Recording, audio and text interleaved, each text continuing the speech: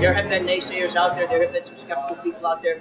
But this 7th generation acrobat is high wired to exceed expectations. Oh boy.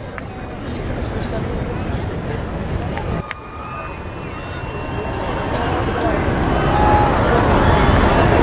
He has seen Niagara Falls from a vantage point that no other human being ever has. Almost there. Oh my gosh, he's going to make it. Funambulist Nick Wallenda is the first to walk directly across the falls. Even the previous wire walkers, those from the 1800s, walked further down the river. They walked away from the falls, away from the mist.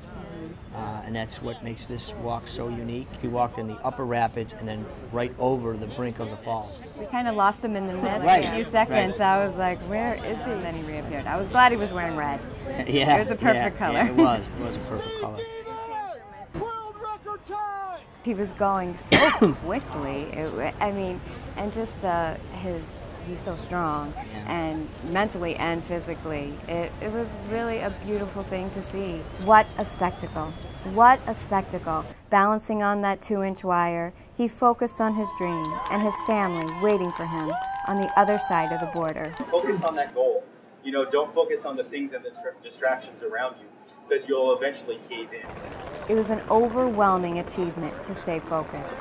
Above the majestic roar with flocks of birds and a hovering chopper, a challenge for Wallenda to see at times as he crossed through the thick mist into Canada with wild winds he never could have truly prepared for.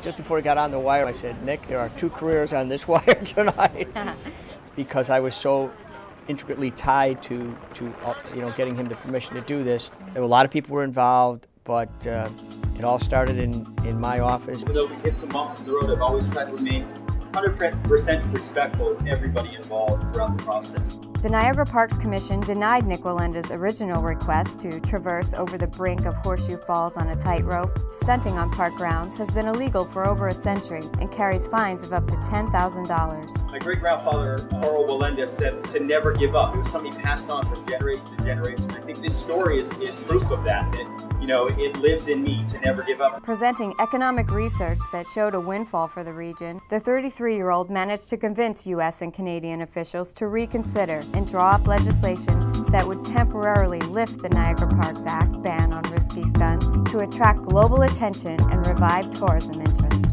He met with a publisher, major publishing companies contacted him about writing a book. It's amazing the amount of publicity, the amount of public attention. This is not a cure-all, end-all for Niagara Falls. Niagara Falls is an economically depressed area, but it clearly is going to provide a lot of worldwide recognition. It's definitely cool, and he has inspired people. I still have a charge from just watching that whole thing. This is a once-in-a-generation feat.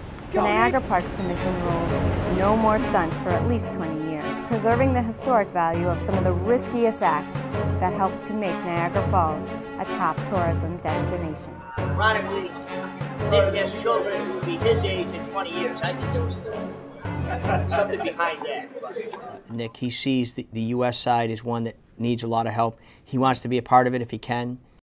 We've got to make sure that Niagara Falls looks great, and we've got to make sure that the welcome mat is put out to the world.